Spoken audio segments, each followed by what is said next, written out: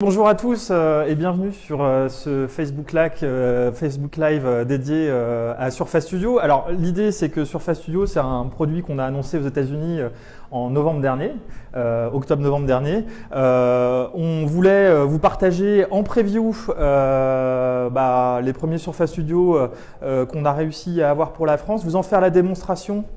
On a essayé de partager ce produit-là avec des créatifs, leur mettre dans les mains pour qu'ils puissent commencer à travailler dessus et faire leurs premières expériences.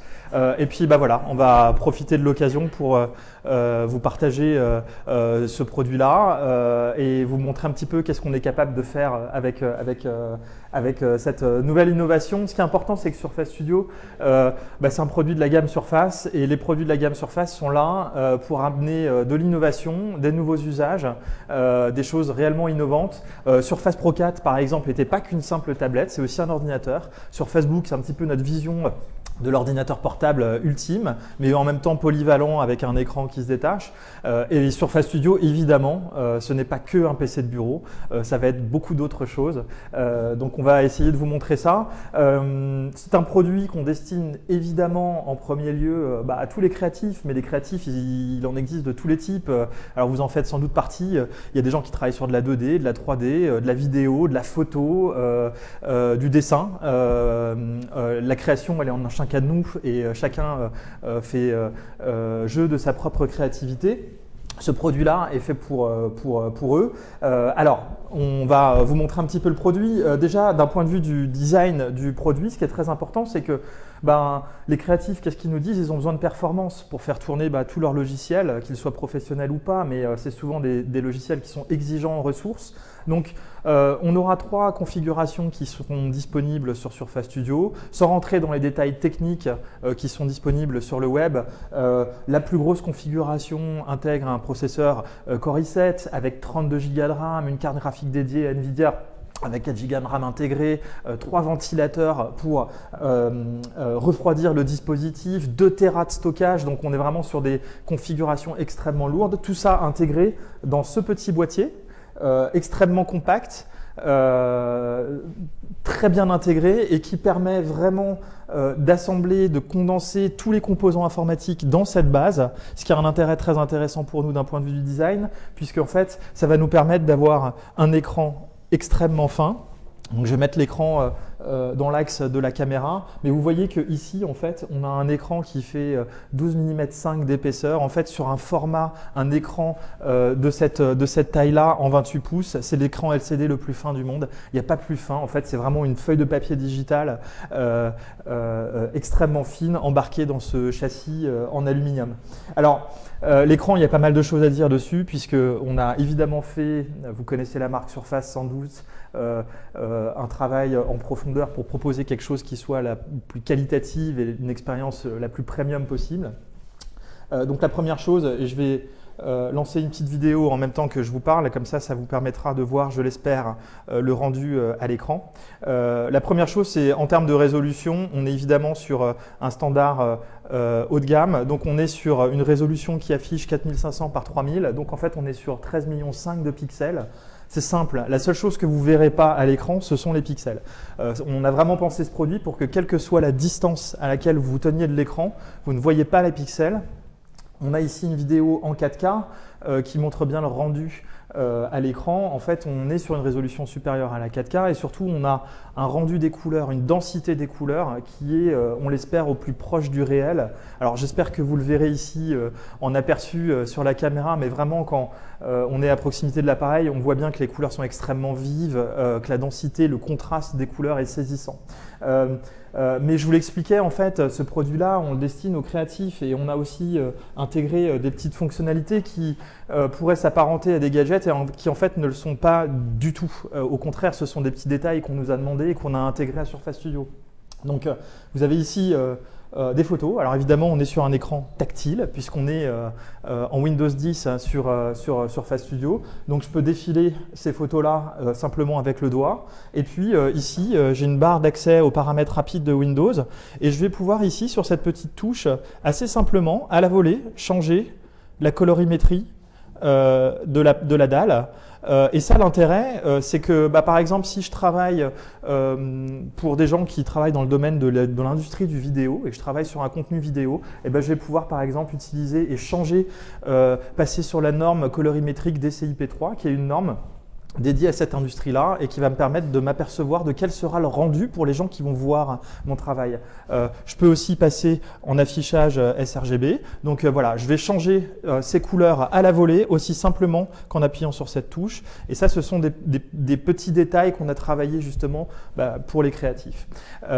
L'autre avantage de ce grand et bel écran, c'est que on a un format 3,5, c'est-à-dire une hauteur d'écran en proportion de la longueur qui est plus importante que sur des écrans classiques. C'est très intéressant notamment pour faire du multitâche. Et vous savez que sur Windows 10, on peut splitter les écrans en plusieurs. Donc par exemple, ici, je vais continuer à ouvrir des programmes. Ici, je lance un document Word. Mais vous voyez que je suis sur 4 écrans simultanés et j'ai malgré tout un confort d'utilisation qui est très intéressant puisque j'ai l'équivalent de 4 ultra portables affichés sur le même écran en simultané. Donc là encore, si je suis dans un processus d'idéation, de réflexion, que j'ai besoin de consulter des choses sur Internet, en même temps prendre des notes, faire un mail, regarder une vidéo ou quoi que ce soit, je peux faire tout ça en simultané avec une expérience confortable.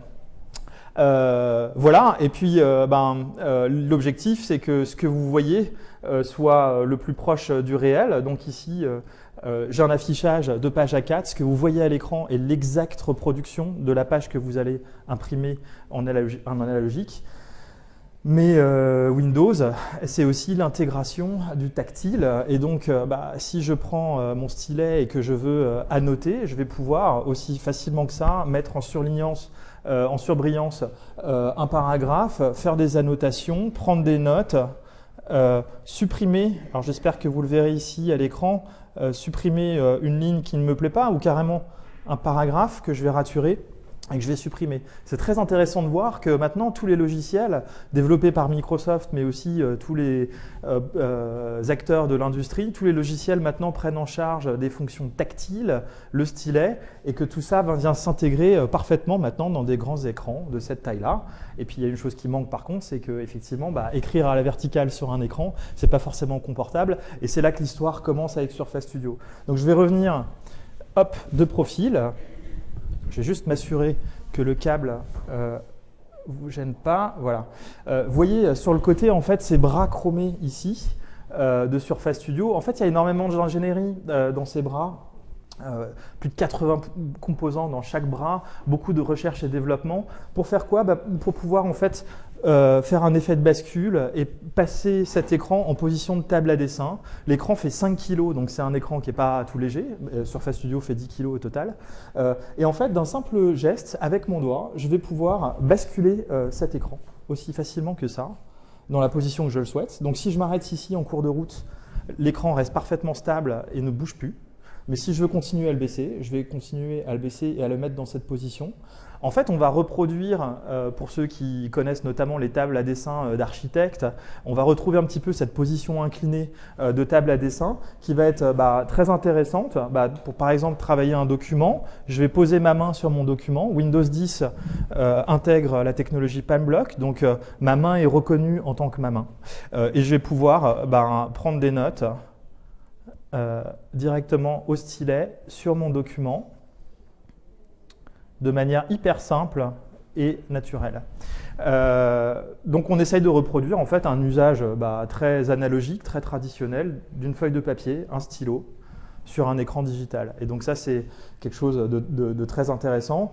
Ce qu'on a essayé de faire, c'est évidemment de ne pas s'arrêter là, et on a annoncé en même temps que Surface Studio, Surface Dial. Donc Surface Dial, c'est cette petite molette qui est un accessoire Bluetooth qui se connecte directement à Surface Studio, et Surface Dial va permettre d'apporter de nouveaux menus de navigation et d'apporter des interactions qui sont beaucoup plus simples et naturelles. On va oublier un peu le clavier, la souris, et on va essayer de recréer ces interactions fluides, naturelles qu'on retrouve avec un stylo, une feuille de papier. Et je vais vous montrer, je vais vous faire quelques petits exemples. Alors je vais tourner un petit peu pour que vous voyez bien l'écran. Voilà. Je vais poser le clavier à proximité. on n'en aura pas besoin. Alors, ce que je vais vous montrer ici, par exemple, c'est une application qui s'appelle Sketchable.